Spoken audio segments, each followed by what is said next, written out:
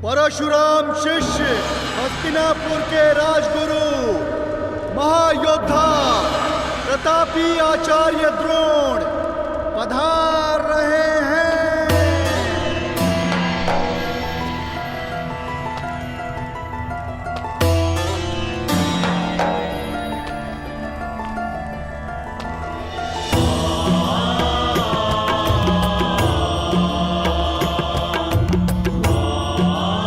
हस्तिनापुर नरेश महाराज धृतराष्ट्र की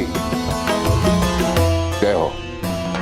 आपके स्वर से लगता है कि रंगभूमि कुमारों के प्रदर्शन के लिए तैयार है। जी महाराज, 105 योद्धा हस्तिनापुर के आकाश में अपने शस्त्र बल का तेज फैलाने के लिए प्रस्तुत है। और इतना नहीं महाराज, हस्तिनापुर की जनता अपने राजकुमारों के स्वागत के लिए आतुर है, प्रतीक्षा कर रहे हैं कि वे कब आएंगे। समय आ गया है जब मेरे पुत्र अपनी योग्यता का प्रदर्शन करेंगे।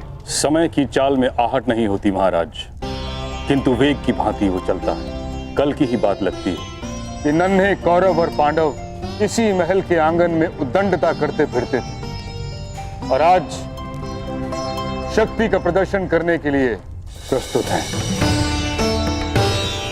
भाग्यशाली है भीष्म जो अपने पुत्रों का ये रूपांतरण देख सकता है।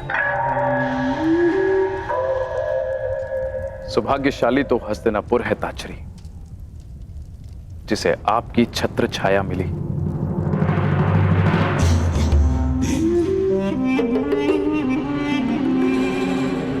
निसंदेह महाराज, निसंदेह, सत्य वचन। जिस राज्य के महाबली भीष्म और महाधनुर्धर द्रोण जैसे स्तंभ हो, वो राज्य सौभाग्यशाली होगा ही। और मुझे पूर्ण विश्वास है कि राजकुमारों का यह प्रदर्शन निश्चित रूप से हस्तिनापुर को गर्वित करेगा। आनंद दुगना हो सकता है महाराज यदि क्या शकुनी? महाराज, चपल धनुर्धर वो है जो एक बाण से 2 लक्ष्य साधे, और चतुर राजनेता वो है जो एक ही आयोजन से 2 प्रयोजन सिद्ध करे। आपका तात्पर्य क्या है गंधार नरेश? यही कि क्यों न इस प्रदर्शन को एक मैत्रीपूर्ण प्रतियोगिता का रूप दे दिया जाए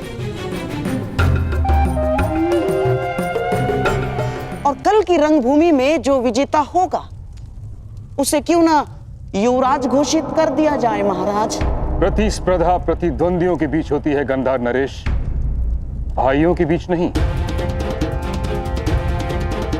इस प्रदर्शन का लक्ष्य है राजकुमारों की क्षमता को परखना, युवराज का चयन नहीं।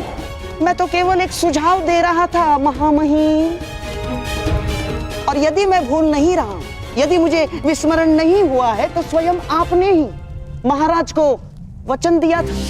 जिस दिन दोनों राजकुमारों ने सामर्थ्य और ज्ञान प्राप्त कर लिया, उस दिन होगी प्रतिस्पर्धा और उनकी क्षमता के आधार पर हस्तिनापुर अपना नया राजा नियुक्त करेगा।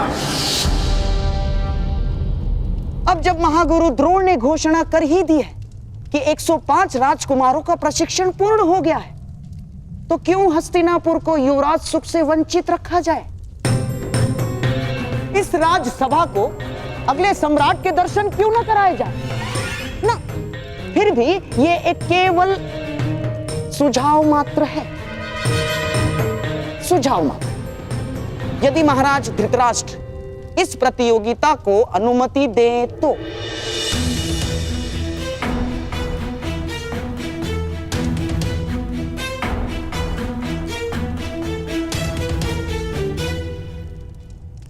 उचित कह रहे हो शकुनी। इस सुझाव पर विचार किया जा सकता है। निश्चित रूप से हस्तिनापुर को युवराज की आवश्यकता है। निश्चित रूप से युवराज की आवश्यकता है महाराज, किंतु चयन के लिए प्रतिस्पर्धा विकल्प नहीं। महामहिम का कथन सत्य है महाराज। इन 105 भाइयों को एक साथ मिलकर हस्तिनापुर की रक्षा करनी है। जो उत्तराधिकार के लिए एक दूसरे से लड़ बैठेंगे वो मिलकर किसी देश की रक्षा कैसे करेंगे? यह संभव है महाराज। ये रंगभूमि 105 भाइयों के कौशल का प्रदर्शन स्थल है, उत्तराधिकारियों के मध्य। इसे युद्ध क्षेत्र मत बनाएं।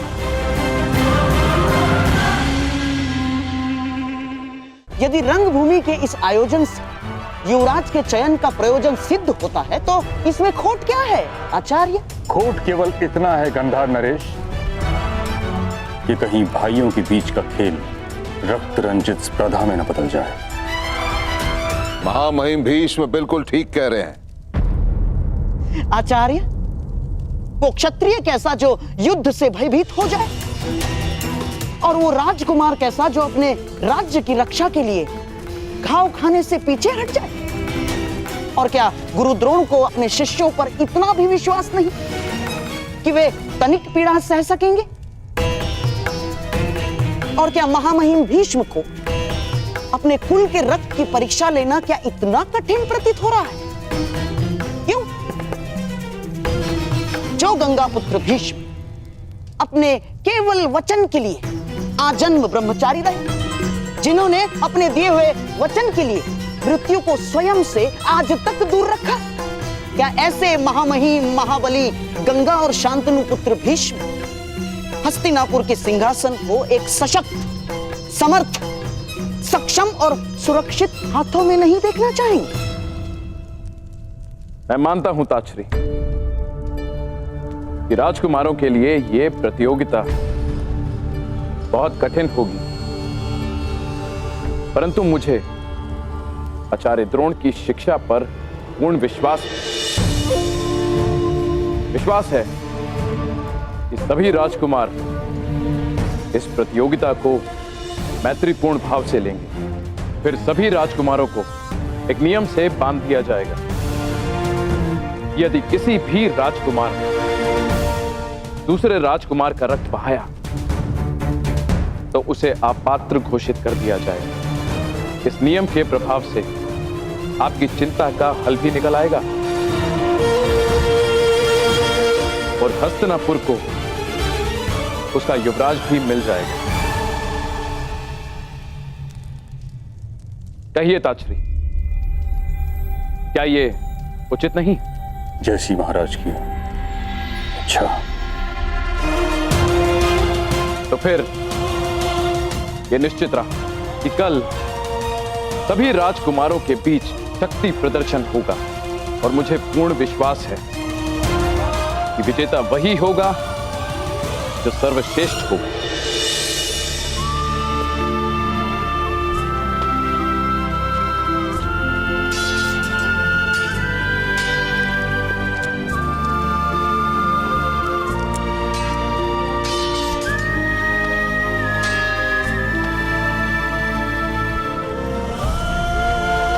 सावधान प्रहार, मेरे प्रहार का सामना करो।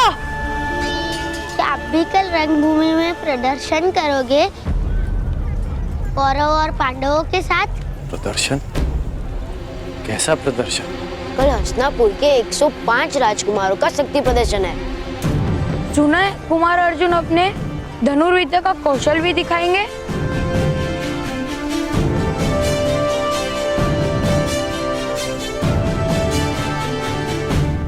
कल की प्रतियोगिता में कौन किसके साथ द्वंद्व करेगा यह निश्चय आप करेंगे। प्रतियोगिता पक्षपात रहित होनी चाहिए महामहिम। आप आचार्य द्रोण पर संदेह कर रहे हैं गंधार नरेश। नहीं महामहिम, कदापि नहीं। मैं तो केवल मानवीय निर्बलता की बात कर रहा हूं। कितना भी प्रयास कर लीजिए, घुटना पेट की ओर ही मुड़ता है और ना चाहते हुए भी एक माता अपने पुत्र के पक्ष में ही बोलती है महामहिम।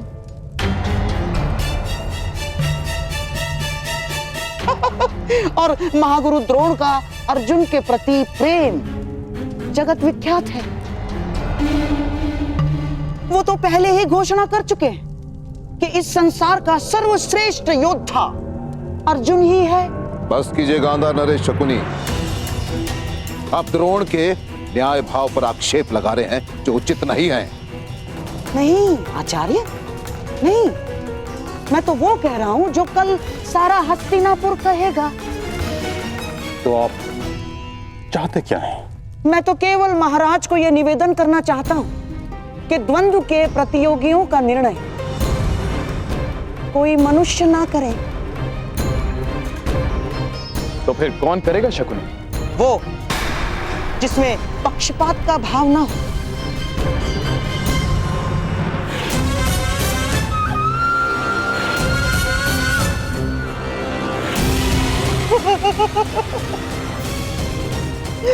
ये मेरे पास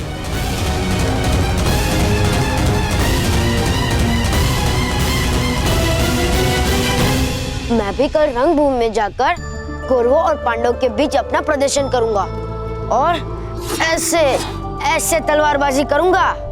मूर्ख, अज्ञानी, हमारे जैसे छोटे लोगों को दिन में स्वप्न देखने का अधिकार नहीं है। ये रंगभूमि राजपुत्रों के लिए है, तुम्हारे लिए नहीं है पुत्र। तुम लोहार के पुत्र हो, लोहार का काम करो, छोड़ो ये तलवार वलवार चलाना। अपनी निर्बलता और उस पर क्यों थोप रहे हो? हर बालक का अधिकार होता है अपना भविष्य चुनने का, अपना भाग्य स्वयं लिखने का।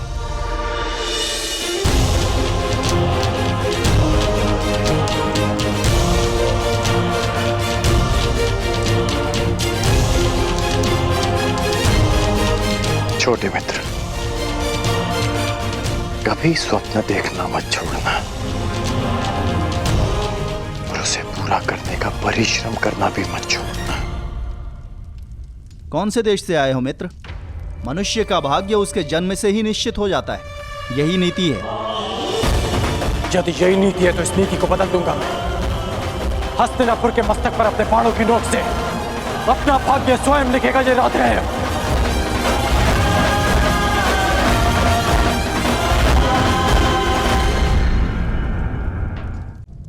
मैं महाराज से निवेदन करना चाहता हूं कि कौन किसके साथ द्वंद्व करेगा, किसका युद्ध किसके साथ होगा, इसका चयन मेरे पास ही करें।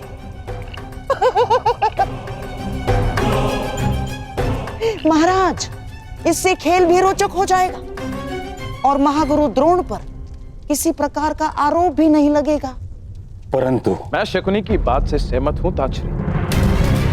पासों से यदि प्रतियोगियों का चयन होगा तो अवश्य ही वो निष्पक्ष ही होगा।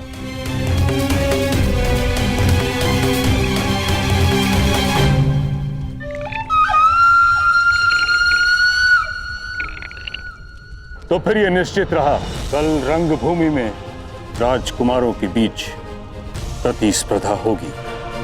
किंतु स्मरण रहे कि प्रजा को कदापि यह ज्ञात नहीं होना चाहिए कि जीतने वाला हस्तिनापुर का युवराज होगा। प्रजा राजकुमारों के कौशल का आनंद उठाएगी और हम सब ये निर्णय करेंगे कि हस्तिनापुर का अगला युवराज कौन होगा, कौन होगा सर्वोत्तम योद्धा। यदि यही नीति है तो इस नीति को बदल दूंगा मैं। हस्तिनापुर के मस्तक पर अपने बाणों की नोक से अपना भाग्य स्वयं लिखेगा ये रात है।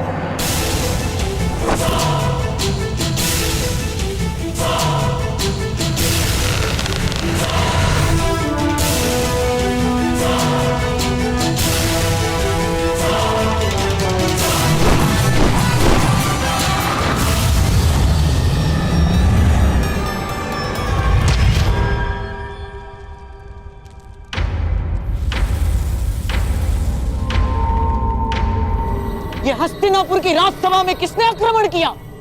यह आक्रमण नहीं, किसी के आगमन का संदेश है। आचार्य द्रोण, इस बाण पर गुरु परशुराम का चिन्ह है। परंतु महामहिम, गुरु परशुराम के दो जीवित शिष्य आप और मैं इस राज्यसभा में उपस्थित हैं, तो फिर यही प्रश्न मुझे विचलित कर रहा है आचार्य द्रोण।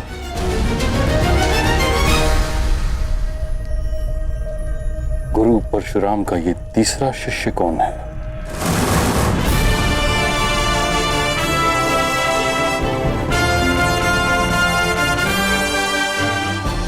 अब समय है कौशल के प्रदर्शन का।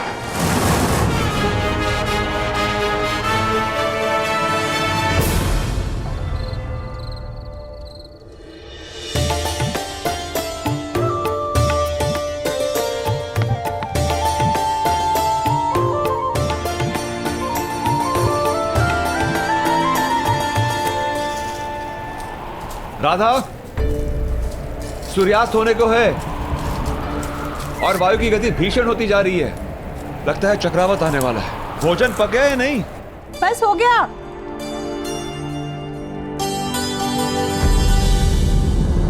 हे महादेव, ये किस धुन में खो गई मैं? 2 प्राणी के लिए इतना अधिक भोजन बना लिया।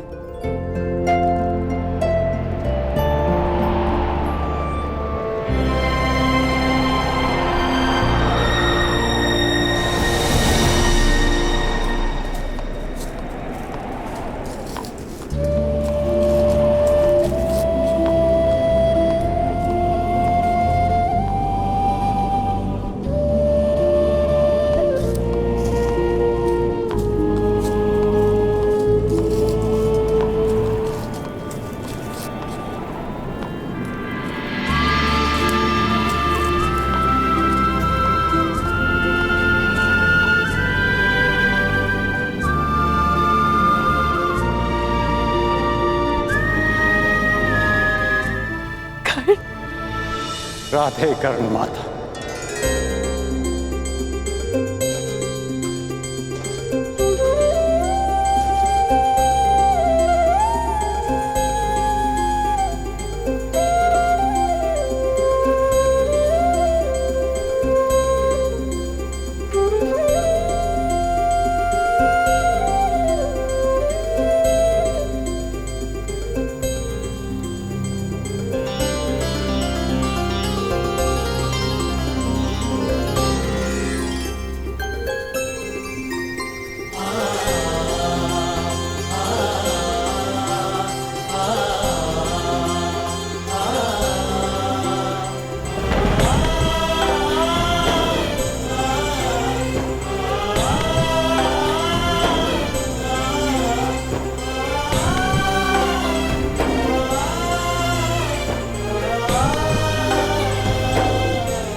तुम आ गए पुत्र।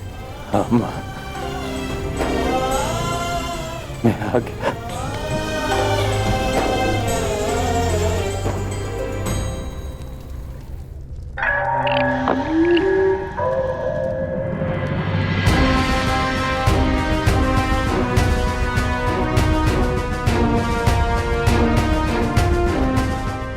आइए गुरुपुत्र अश्वत्थामा, हमारे कक्ष में आपका स्वागत है।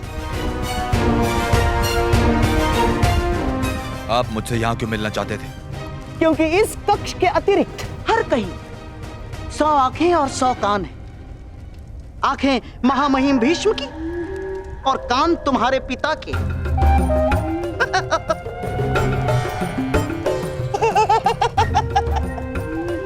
और यहाँ इस कक्ष में हमारी बात सुनने और देखने वाला कोई नहीं।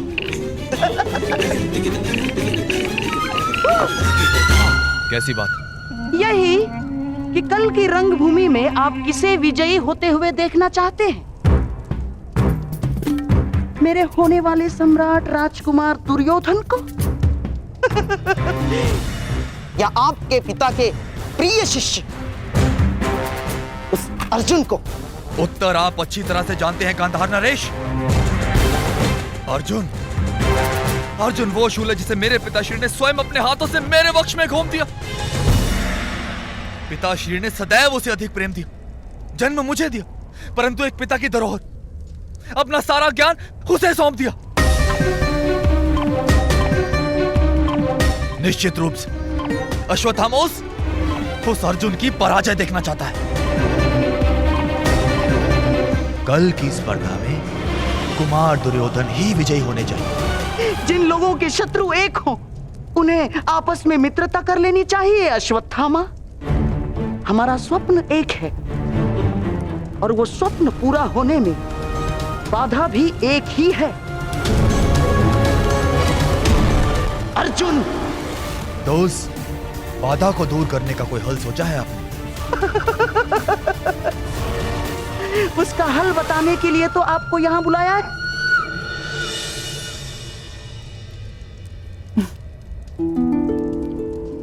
क्यों?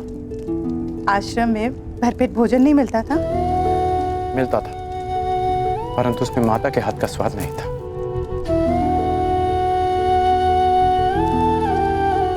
वैसे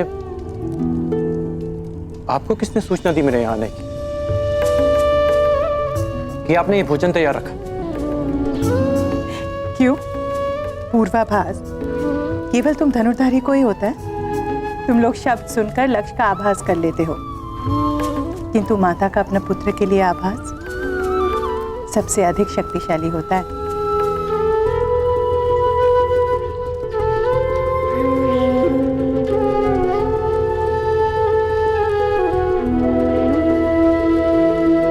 माता जानती है कब उसका पुत्र आने वाला है और कब जाने वाला है।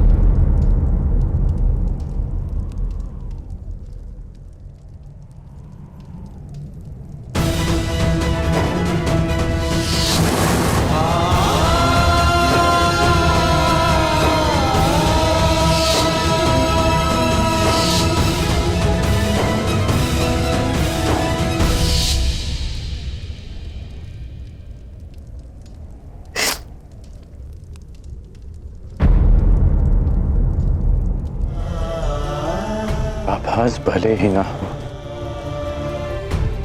एक भाई की जाने की पीड़ा एक भाई को भी कम नहीं होती मां।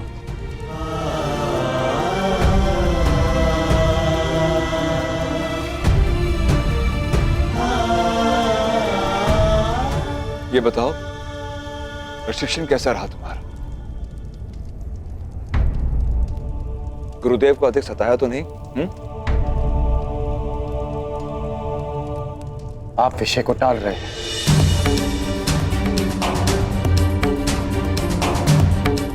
जीवन है कर्ण, अप्रत्याशित घटनाएं घटती है,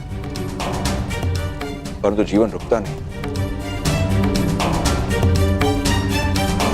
परंतु आप भूल नहीं सकते, जो हुआ उसे जीते जी भुला पाना संभव है, और स्मरण रखकर जी पाना भी संभव नहीं है कर्ण।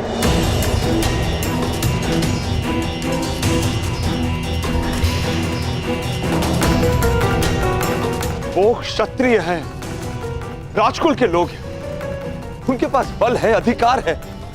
हम छोटे लोग हैं कर्ण, ना हमारे पास विरोध का बल है, ना ही प्रतिकार का अधिकार। और उनके पापों का दंड ईश्वर देगा उन्हें। भगवान, ईश्वर, विधाता, कब तक न्याय पाने के लिए उनके सहारे बैठे रहेंगे आप लोग? न्याय मांगा नहीं जाता, उसे छीन लिया जाता है। माता, आप तो वासुदेव कृष्ण को भी ईश्वर का रूप मानती हैं ना? तो आप लोगों ने सुना ही होगा कि किस प्रकार वो यदुवंशियों के मध्य समानता का संदेश दे रहे हैं। उनके लिए सब समान है। जो काम वो यदुवंशियों में कर रहे हैं, वही काम हमें हस्तिनापुर में करना होगा। सबकी समानता, सबके लिए न्याय। बस कर्ण,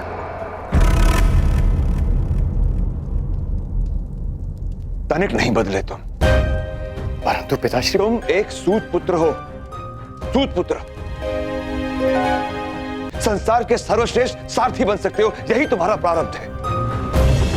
न्याय राजकुल का अधिकार है, उसे उन्हीं के पास रहने दो। देखा है उनका न्याय,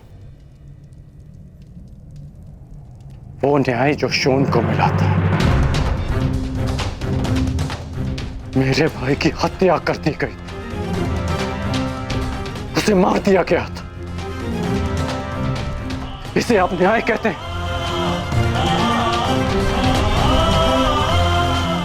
न्याय और सत्य से भागते हैं आप लोग।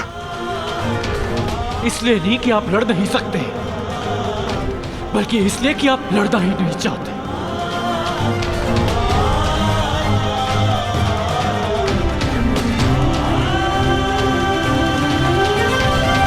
भागने से प्रारब्ध नहीं बदलता पिताश्री।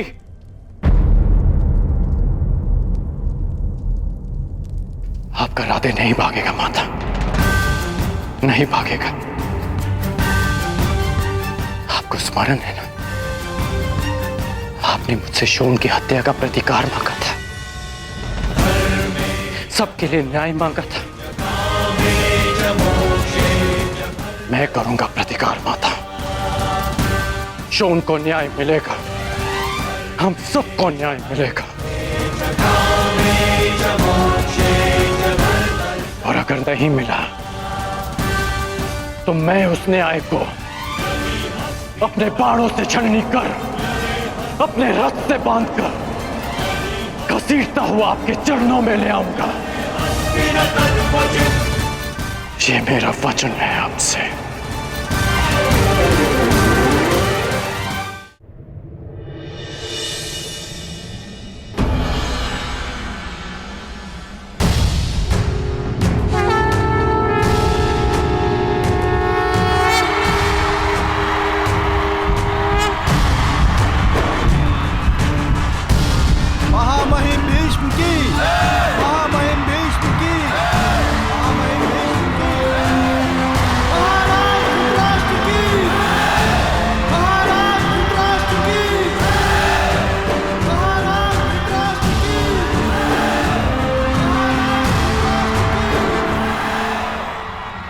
हस्तिनापुर के सभी निवासियों का इस रंगभूमि में स्वागत है।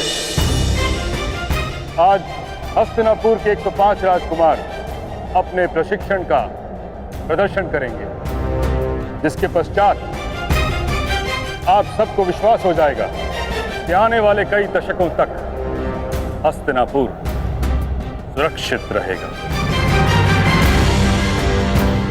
हर युद्ध से, हर आक्रमण से हस्तिनापुर की ओर कोई चुनौती नहीं दे पाएगा।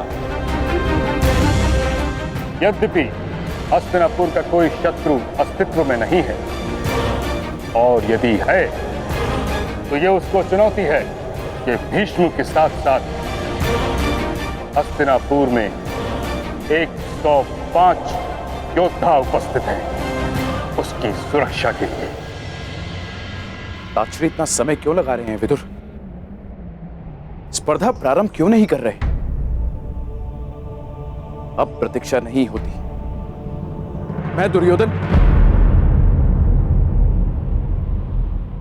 मैं जानना चाहता हूं कि अब मेरा उत्तराधिकारी कौन बनेगा। हमारा सौभाग्य है कि हमारे समक्ष गुरु द्रोण उपस्थित हैं, जिन्होंने अपने शिष्यों को पाषाण खंडों से निखारकर रत्न बनाया। वो स्वयं अपने शिष्यों का परिचय दें। हस्तिनापुर के वासियों, मैं आज बहुत संतुष्ट हूं। मां महिम भीष्म ने मुझे 105 दीपक सौंपे थे, और आज वो दीपक सूर्य के भांति चमकेंगे और हस्तिनापुर के आकाश को प्रकाशित करेंगे। अब आपके समक्ष वो प्रस्तुत होंगे जो उन 105 राजकुमारों में सबसे ज्येष्ठ हैं, धर्म और कर्म में चित, युद्ध में स्थिर कुमार युधिष्ठिर। युधिष्ठिर, युधिष्ठिर, कुमार युधिष्ठिर की, कुमार युधिष्ठिर की, कुमार युधिष्ठिर की।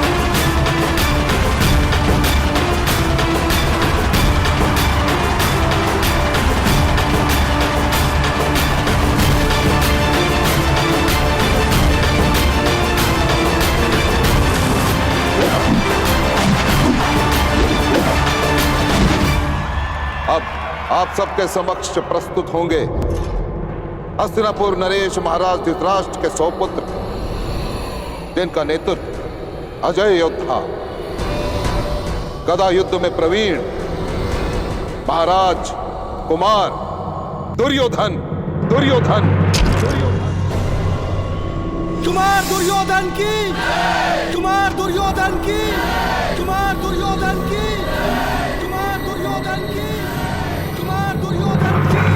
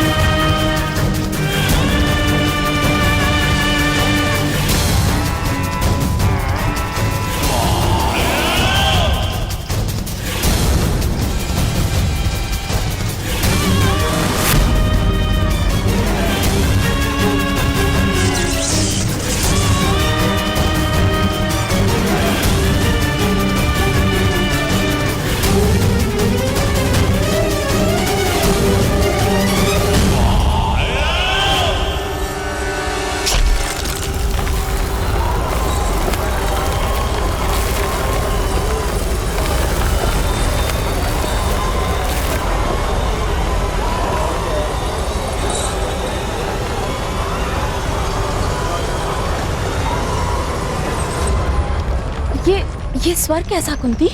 पुत्र दुर्योधन ने अपने गदा के प्रहार से भूमि पर गहरी दरार डाली है दीदी।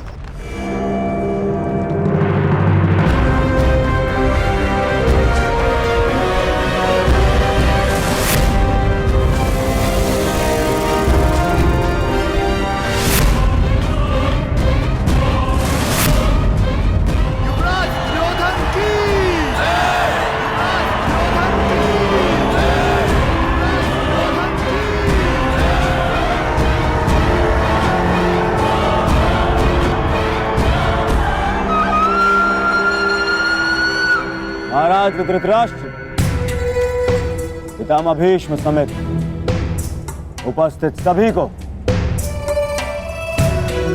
दुर्योधन का प्रणाम।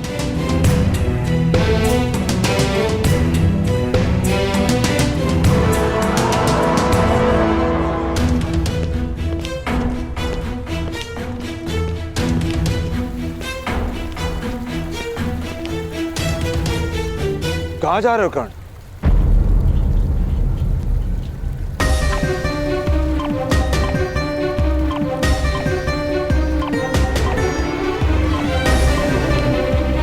उत्तर आप जानते हैं, कुमारों का प्रदर्शन देखने जा रहा हूं।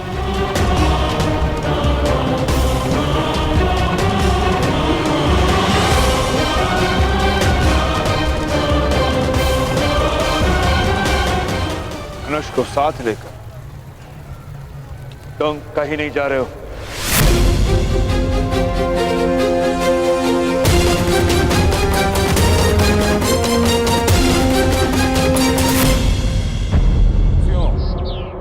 अब आपके समक्ष आ रहे हैं महाबाहु, पवन के वेग से गदा चलाने में निपुण विकोदर भीम।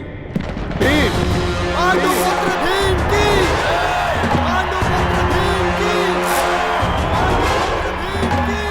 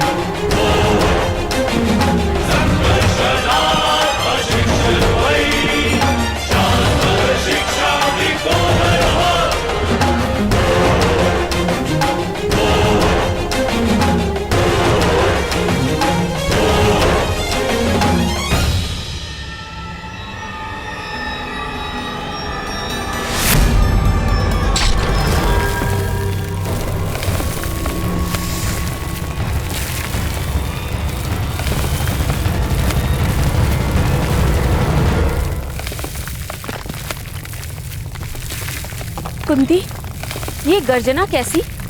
पुत्र भीम ने दुर्योधन की बनाई दरार को अपने बल से भर दिया है।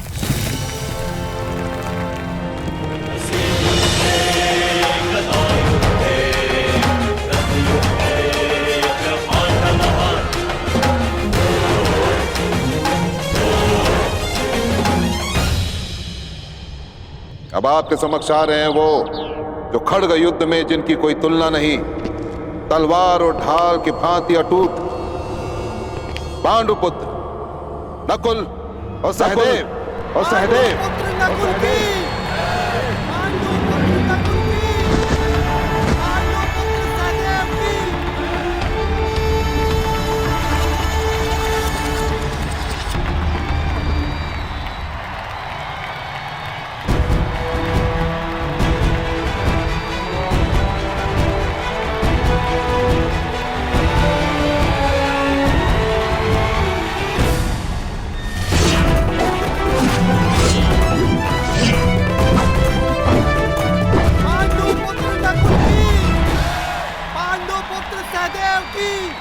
और अंत में हस्तिनापुर वासी स्वागत करें उस योद्धा का जिसके धनुष्य के प्रत्यंचा में मेघों की गर्जन है, जिसके बाणों में चक्रवात का वेग है, जिसके कौशल में इंद्र का तेज है। स्वागत करें पांडुपुत्र अर्जुन का, पांडुपुत्र अर्जुन का, पुत्र अर्जुन का।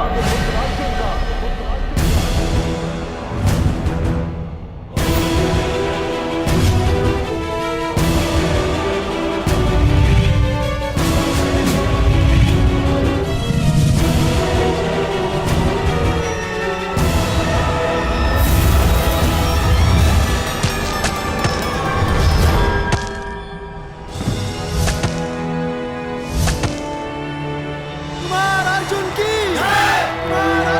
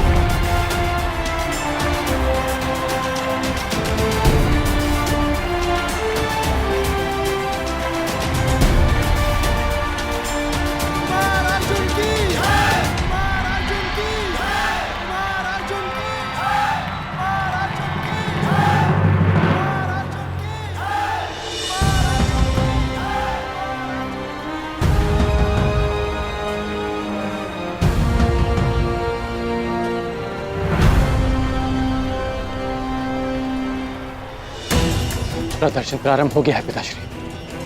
अपने पुत्र को जाने की आज्ञा दीजिए। अपने पुत्र को जाने की आज्ञा दे देता ही अधिरथ, परंतु अपने कुल की सीमा भूल चुके एक मूर्ख को आज्ञा नहीं दूंगा। अब भी समय है कर्ण, क्षत्रियों के साथ अपनी तुलना करना बंद कर दो।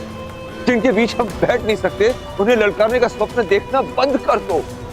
यदि तुम वहां पर गए और कुछ कर बैठे तो क्या अनर्थ होगा उसकी कल्पना तक नहीं कर सकते तुम।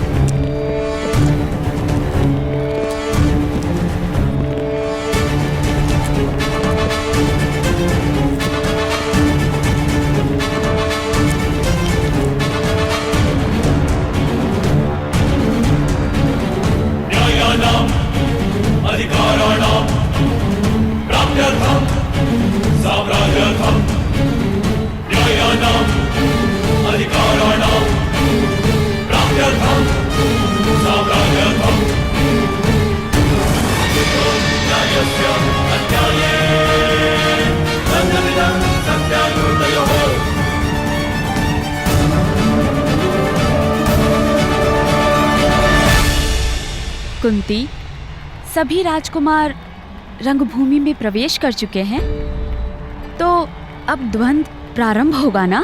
परंतु मैं इस विषय में ज्येष्ठ पिताश्री के मत का समर्थन करती हूँ। भाइयों में द्वंद्व नहीं होना चाहिए दीदी। द्वंद्व भाइयों में नहीं, सिंहासन के उत्तराधिकारियों में होगा कुंती।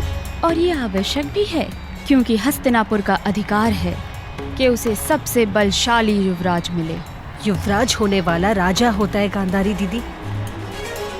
उसे बलशाली होने के साथ साथ न्यायप्रिय, धर्मवान और शांत भी होना चाहिए। अब इसका निर्णय तो द्वंद्व करेगा, हमारी बातें नहीं।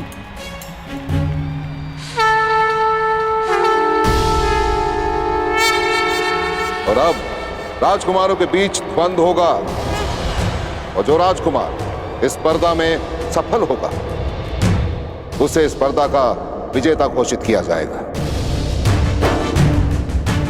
और यह द्वंद्व किस किस के मध्य होगा, इसका चयन पासों के आधार पर होगा।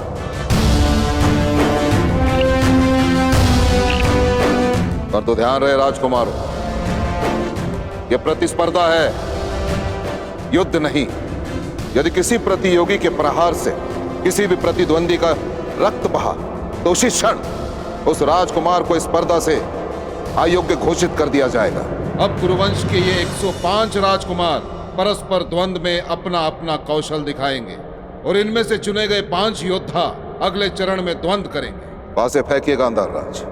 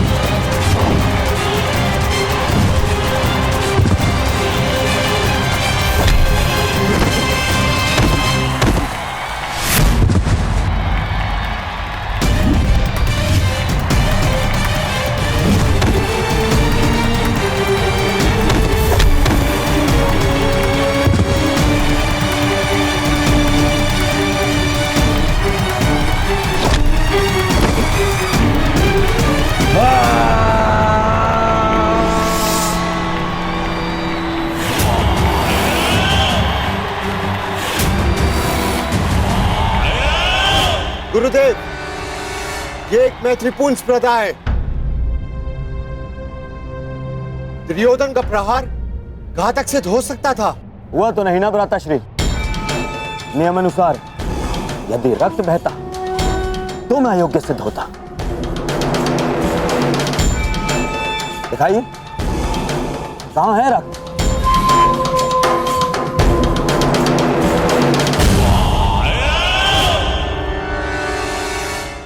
अब रंगभूमि में केवल 5 योद्धा शेष हैं। अर्जुन, युधिष्ठिर, भीम, दुशासन और दुर्योधन। अंतिम चरण में इन सब में द्वंद्व होगा। अरे काका, आप अभी तक यहीं हो? सारा हस्तिनापुर रणभूमि में है। अंतिम चरण प्रारंभ हो गए और अर्जुन अपना कौशल्य दिखाने वाले हैं।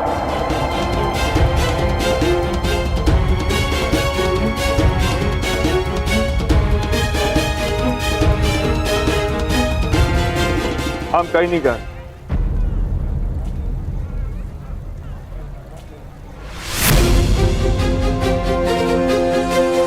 सुना नहीं कर्ण? भीतर जाओ।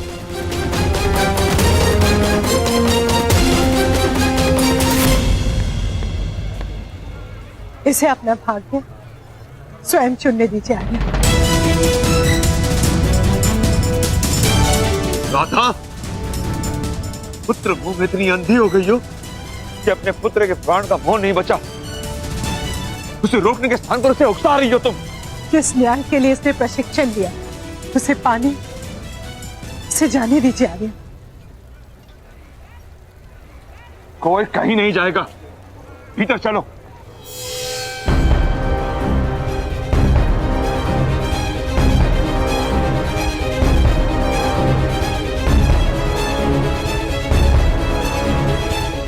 बात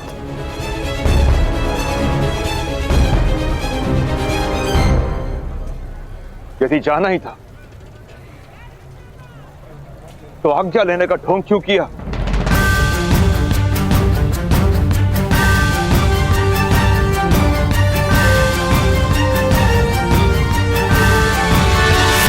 आज्ञा अधिरथ के पुत्र ने अपने पिता से मांगी थी और उसका पालन भी किया।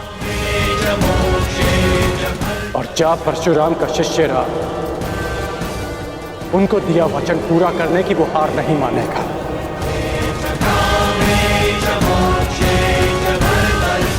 आपने सूत पुत्र कर्ण को रोका था, परंतु परशुराम शिष्य राधेय को आज्ञा मिल चुकी है।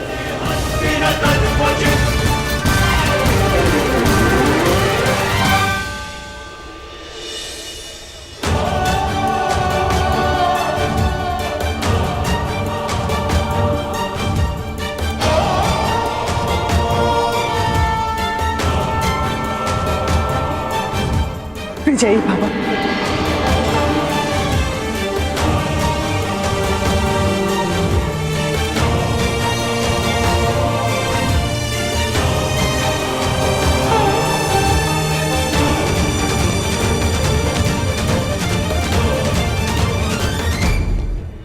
शेष बचे 5 राजकुमारों के बीच अंतिम चरण का युद्ध होगा। क्रमांक के आधार पर पहला क्रमांक मिलता है युधिष्ठिर को, दूसरा दुर्योधन को, तीसरा अर्जुन को, चौथा दुशासन को और 5वां भीम को।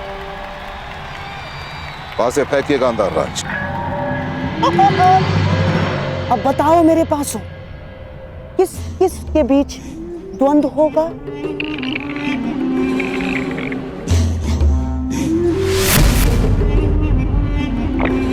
क्रमांक 2 यानी राजकुमार दुर्योधन।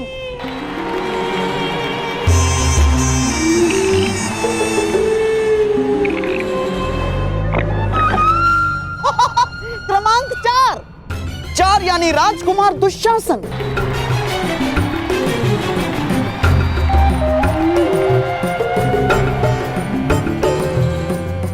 लीजिए आचार्य, हो गया अंतिम चरण के पहले द्वंद्व का चयन। राजकुमार दुशासन के साथ राजकुमार दुर्योधन की स्पर्धा होगी। ये पासे भेदभाव नहीं करते, ये भाई भाई का अंतर नहीं जानते आचार्य। द्वंद्व प्रारंभ हो। राजकुमार दुर्योधन की, राजकुमार दुर्योधन की।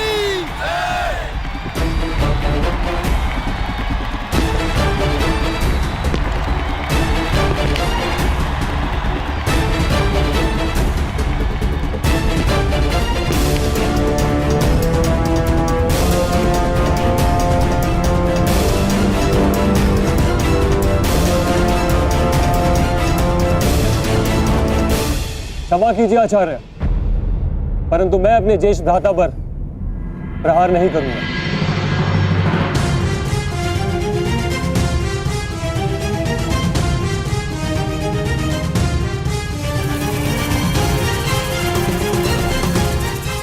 मैं दुशासन अपनी हार स्वीकार करता हूं।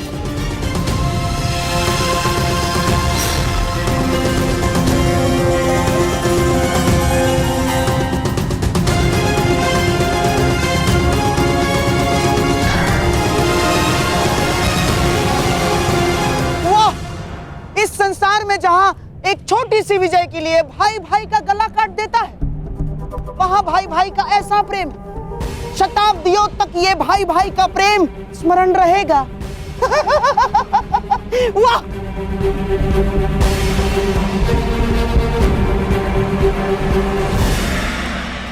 अरे देखो देखो, ये तो वही योद्धा है जो हमें कल मिला था। मुझे छोटा मित्र कहता है। इसने कल आकाश में इतना ऊंचा बाण चलाया, इतना ऊंचा बाण चलाया कि हम देख ही नहीं पाए। ये अवश्य स्पर्धा में भाग लेगा। मित्र, आप अवश्य विजय होंगे। वचन दीजिए हमें, आप विजय होंगे। इससे वचन पूर्ति की आशा मत करो बालक, क्योंकि अपने दिए वचन भूल जाने का रोग है इसे।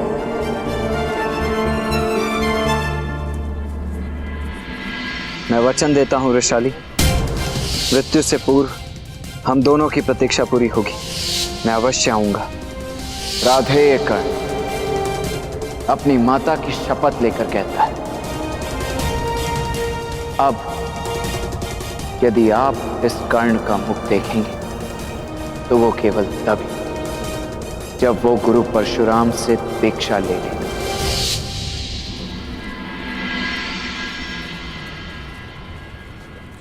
मुझे अपने सारे वचन स्मरण है, जो पूरे कर पाया वो भी, जो अभी पूरे करने हैं वो भी स्मरण है। माटी से सना मेरी मित्र का वो मैला हाथ जो उसने मुझे नहीं सौंपा, स्वयं मेरे लिए। मैं कर्ण के लिए बंधन नहीं बन सकती, उसके जीवन का सबसे बड़ा दुख नहीं बन सकती मैं। मुझे क्षमा कर दीजिएगा माता।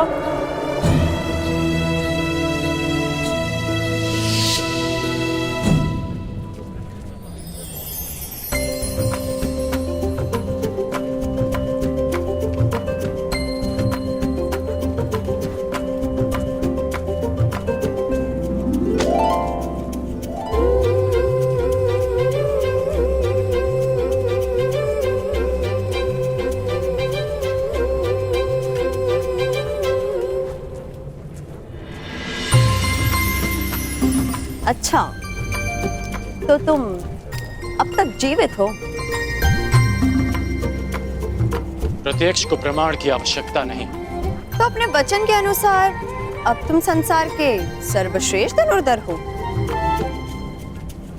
बताओ, प्रमाण कैसे दूं? प्रमाण देने का केवल एक ही उपाय है, एक ही स्थान है, ये तुम्हारे समक्ष।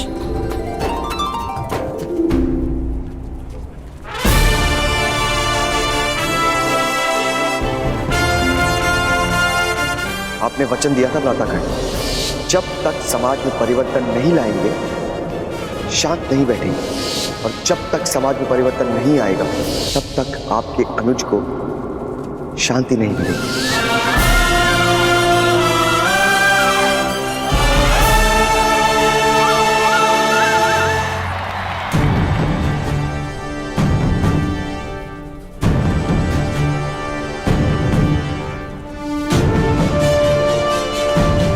तुम अब तक नहीं बदली रुशाली। परंतु मैं देखना चाहती हूँ कि अपने वचन के अनुरूप तुम बदले हो या नहीं। आओ दिखाता।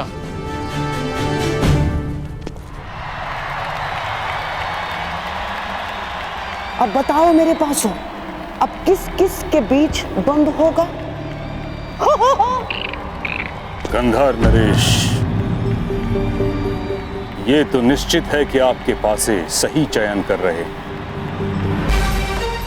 क्यों ना इस बार पासे मैं फेंकूं?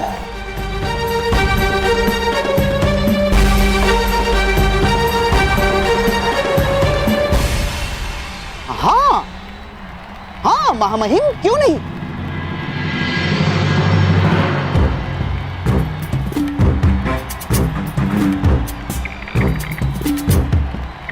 मेरी लाज रखना पासों, दुर्योधन और अर्जुन के मध्य द्वंद्व नहीं होना चाहिए ना।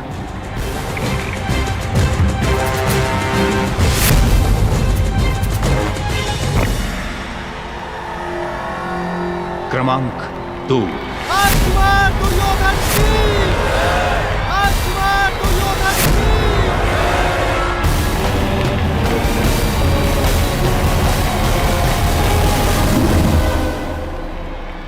देखते हैं इस बार दुर्योधन किसके साथ द्वंद्व करेगा।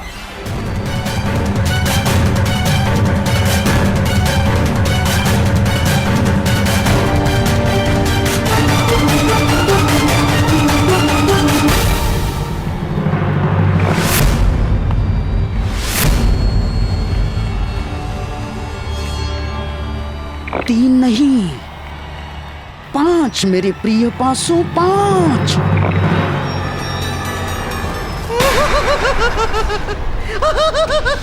पांच महामहिम, 5 यानी कि भीम। अब भीम और दुर्योधन के मध्य द्वंद्व होगा महामहिम। पांडुपुत्र भीम की,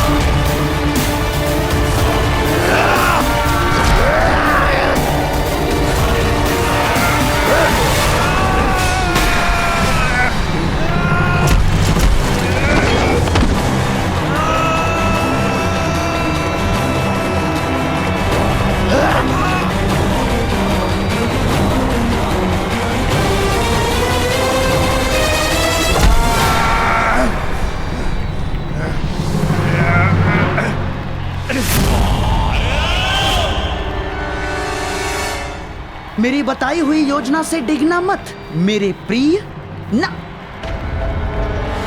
भीम को मारने के अवसर मैं तुम्हें अवश्य दूंगा, अवश्य। किंतु इस समय मेरी बताई हुई बात पर टिके रहना तुम।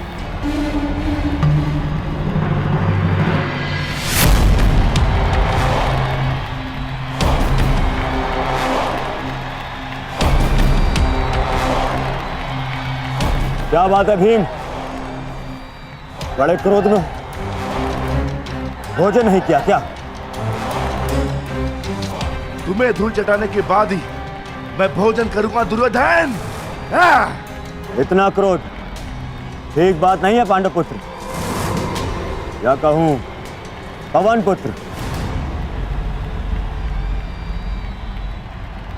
कितनी विचित्र बात है ना, एक पिता के कई पुत्र तो सामान्य बात है, परंतु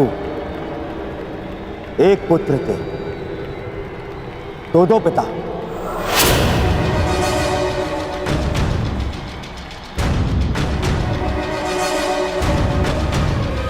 बड़ी असामान्य बात है ना, पर तुम्हारे लिए असामान्य कैसे? 5 भाई, 2 माए और 6 पिता।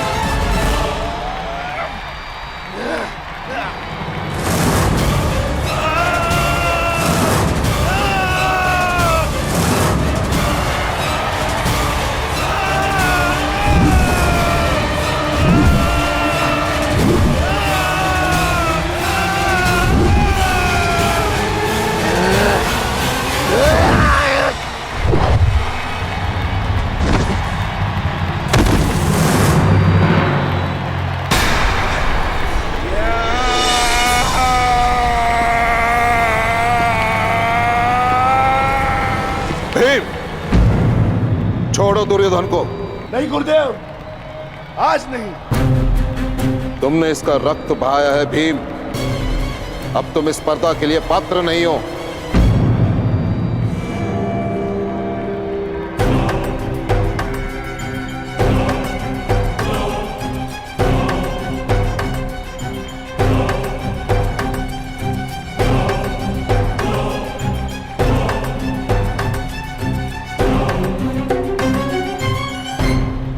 महामहिम, अब पासे फेंकने की बारी मेरी है।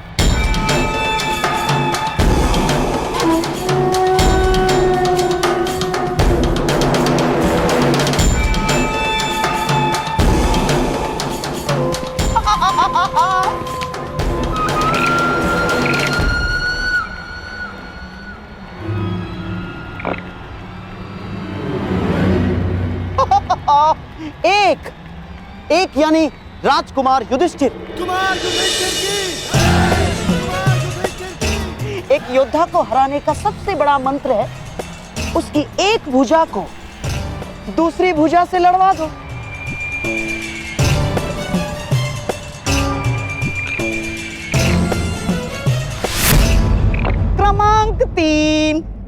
क्रमांक 3 यानी राजकुमार अर्जुन।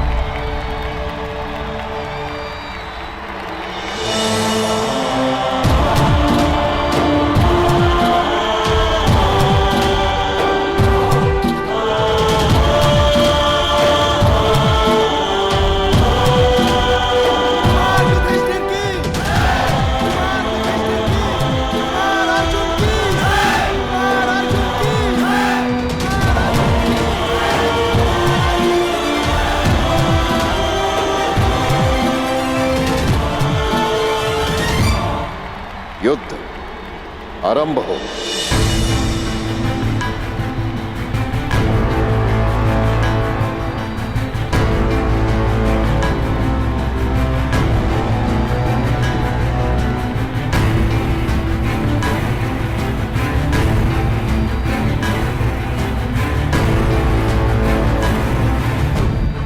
तो अपने सर्वश्रेष्ठ धनुर्धर होने का प्रमाण कब दोगे कर्ण? बस निमंत्रण मिल जाए। राजपुत्रों के प्रदर्शन में तुम्हें निमंत्रण कौन देगा कर्ण? आचार्य द्रोण, धनुर्धरों के महान गुरु आचार्य द्रोण। वो स्वयं मुझे निमंत्रण देंगे रोशाली। देखते हैं।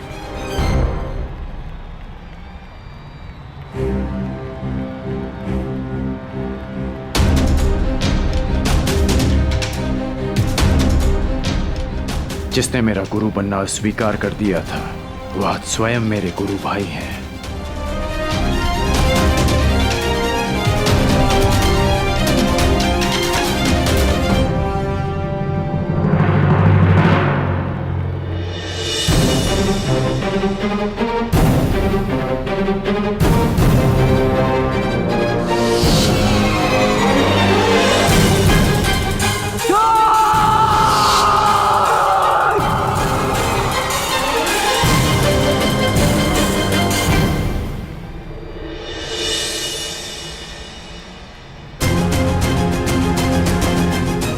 प्रारंभ करो अर्जुन।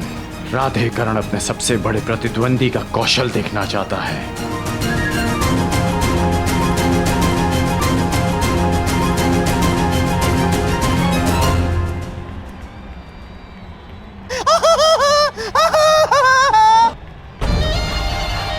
आज ही इस रंगभूमि में दूसरी बार दो भाइयों के प्रेम का उदाहरण देखने को मिलेगा।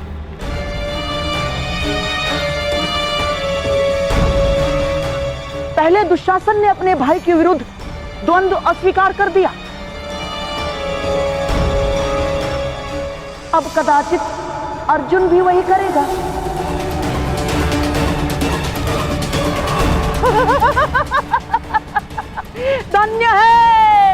धन्य है हस्तिनापुर, धन्य है।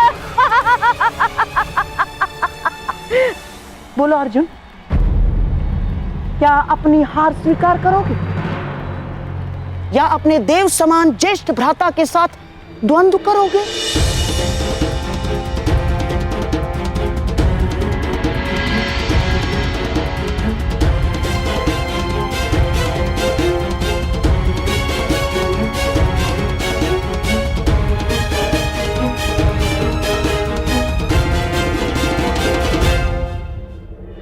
आगे बढ़ो अर्जुन, आक्रमण करो।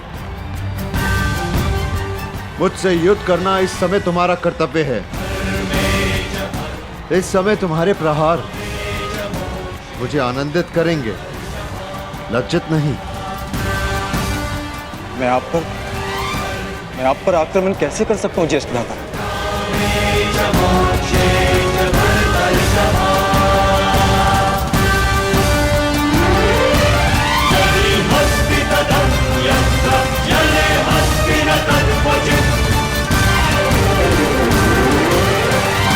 अब क्या होगा? क्या अर्जुन बिना युद्ध किए हार मान लेगा? अर्जुन का नहीं जानता, परंतु जितना कुमार युधिष्ठिर को समझता हूं, वो इस बाधा का हल अवश्य निकाल लेंगे।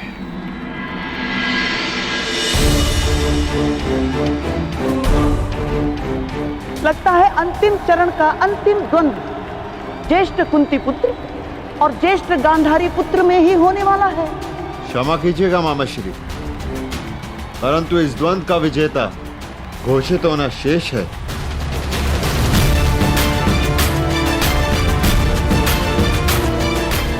अर्जुन, मुझसे पहले तुमने जिन्हें पराजित किया, जिन पर बाण चलाए, वो भी तुम्हारे भ्राता ही थे।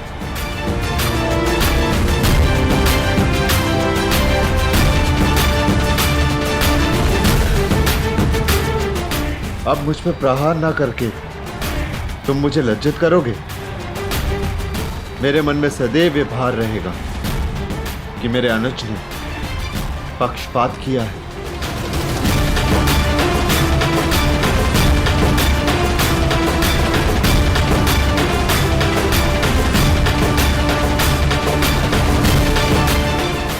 दीर्घायु रहो युधिष्ठिर, तुम अभी इतने स्थिर चित्त हो।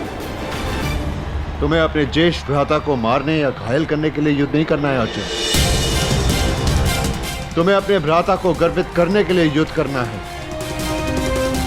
संसार को यह बताने के लिए युद्ध करना है कि तुम्हारे रहते तुम्हारे ज्येष्ठ भ्राता और हस्तिनापुर किसी भी शत्रु से सुरक्षित हैं।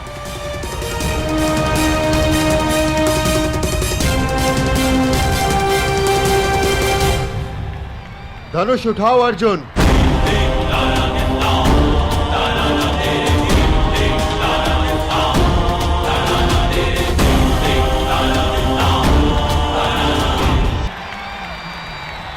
धनुष उठाओ अर्जुन।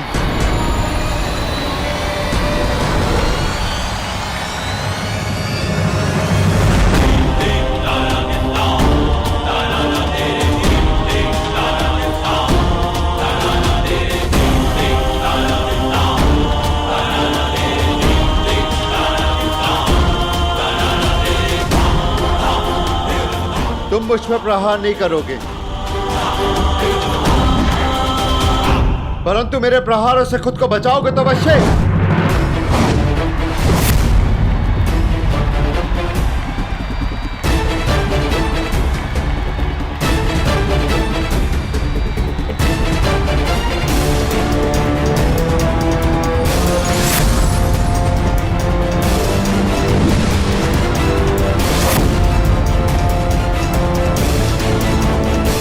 अर्जुन केवल बचाव ही करता रहेगा? कई बार बचाव ही सर्वश्रेष्ठ आक्रमण होता है, क्योंकि बचाव शत्रु के सारे अस्त्र समाप्त कर देता है, और जब शत्रु निहत्था हो जाए तो विजय निश्चित है।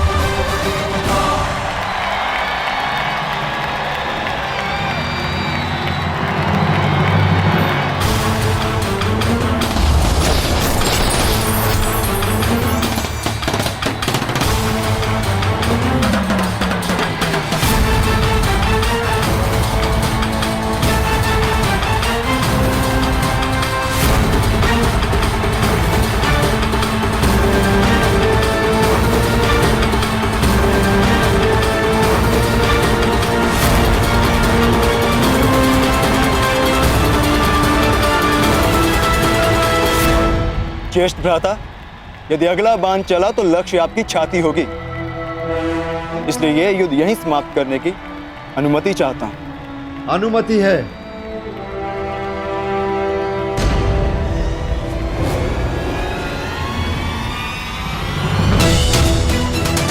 तुम्हारे हाथों मिली ये पराजय किसी भी विजय से अधिक गर्व देने वाली है।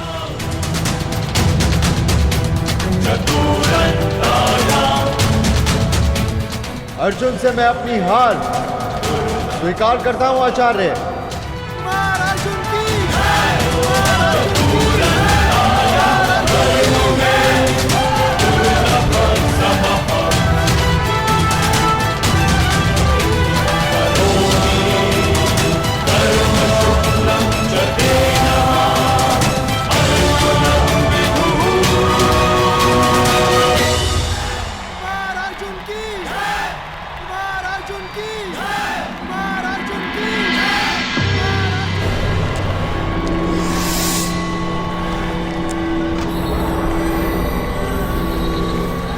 आपने तो कहा था कि एक भुजा को दूसरी भुजा से लड़वा दो, योद्धा समाप्त।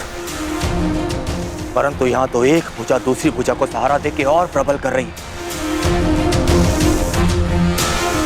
आप नहीं चाहते कि कुमार दुर्योधन और इस अर्जुन के मध्य में द्वंद्व। हाँ, मैं अवश्य चाहता था कि दुर्योधन को अर्जुन का सामना ना करना पड़े, परंतु ये जानता भी था कदाचित ऐसा ही होगा। इसीलिए आपसे सहायता की मांग की है गुरुपुत्र अश्वत्थामा। स्मरण है ना आपको क्या करना है? तो अब इस अर्जुन को अपने माया जाल के व्यू में फंसाने के लिए तैयार रहो अश्वत्थामा। अब इस रंगभूमि में ऐसी धूल उड़ेगी कि मेरे प्रिय होने वाले सम्राट के हाथों अर्जुन धूल चाटेगा।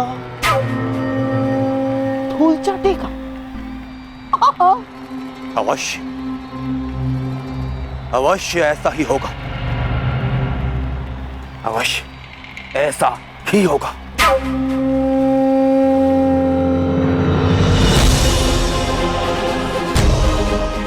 बधाई हो अर्जुन,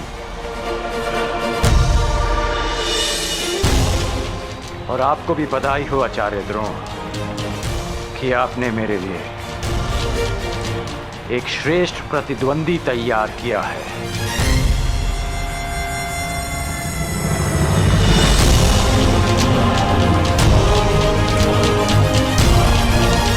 अब समय है अंतिम द्वंद्व का, जो कुमार दुर्योधन और अर्जुन के बीच होगा।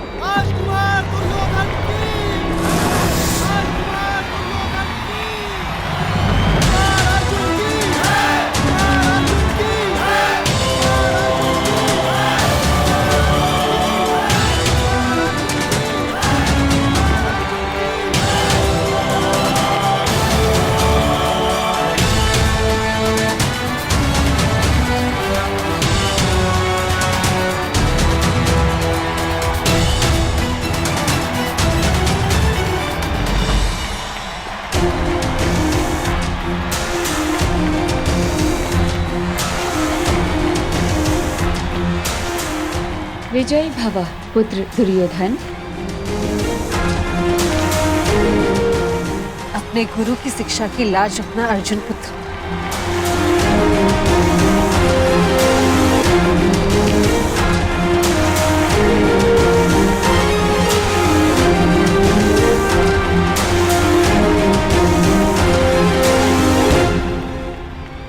ये क्या?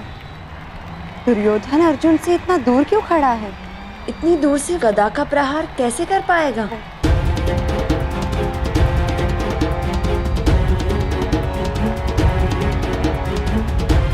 कुछ तो है। लगता है दुर्योधन युद्ध के लिए गदा नहीं, कोई और नीति प्रयुक्त करेगा।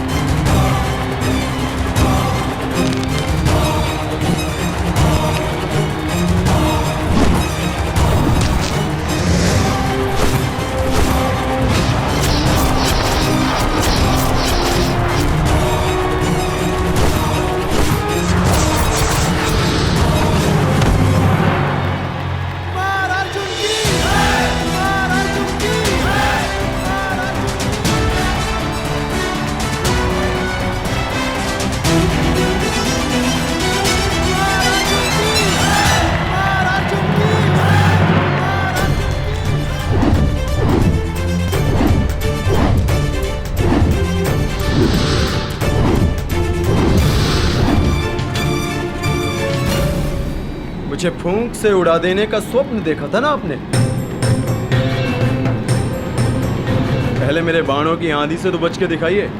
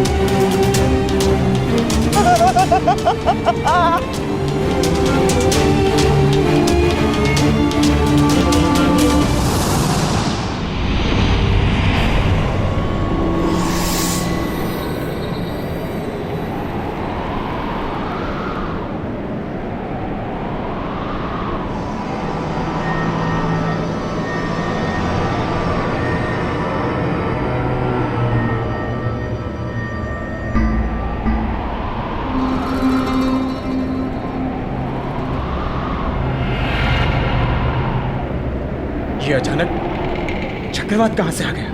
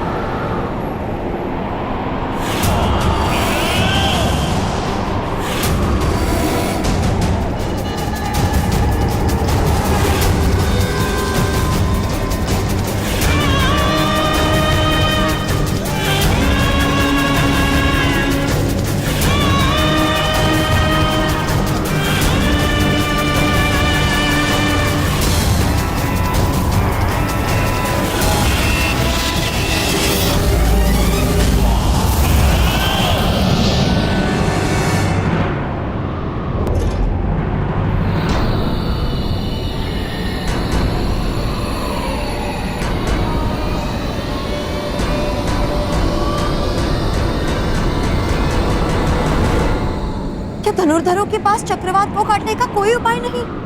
उपाय है शैलास्त्र,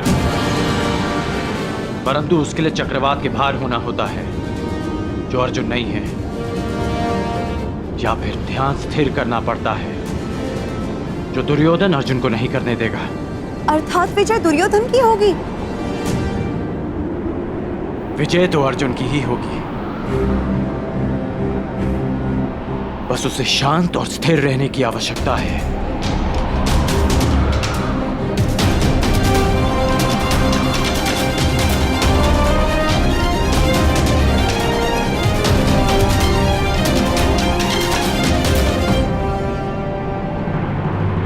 तुम्हें चाहे जितनी माया फैलानी है फैला लो अश्वत्थामा, जितने छल करने हैं कर लो, परंतु सब मिलकर भी अर्जुन को परास्त नहीं कर पाओगे।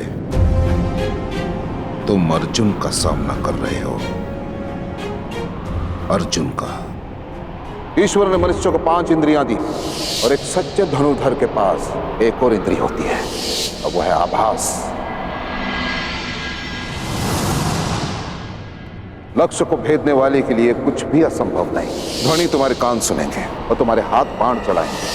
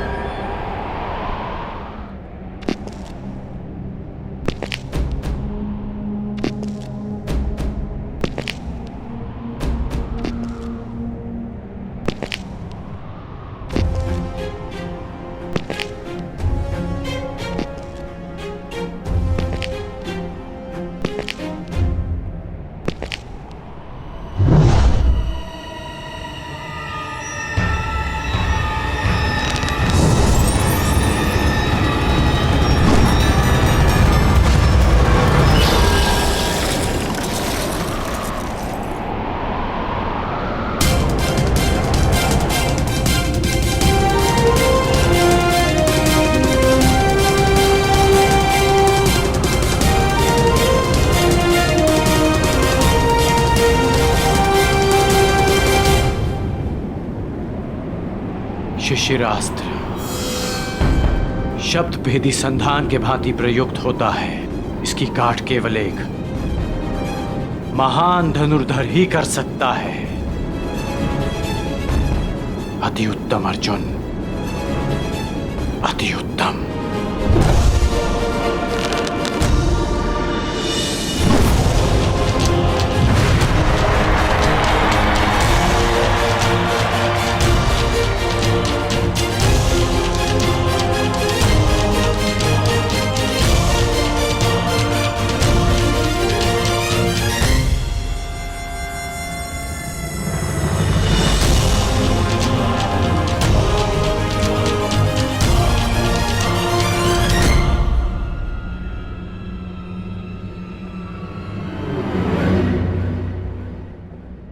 द्वंद्व में कौन जीता कुंती?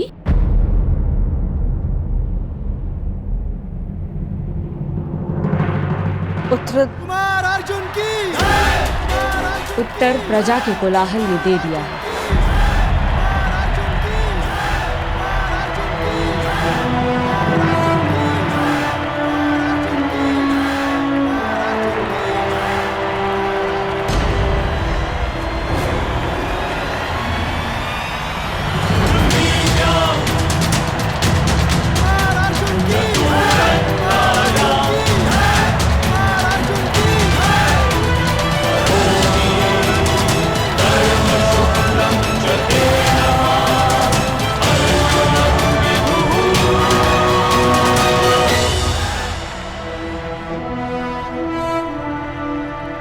दुर्योधन सुरक्षित तो है ना विदुर?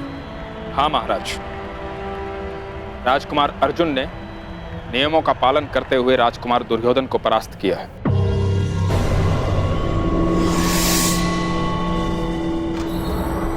आज की रंग भूमि का विजेता पांडु पुत्र धनुर्धारी अर्जुन को घोषित किया जाता है।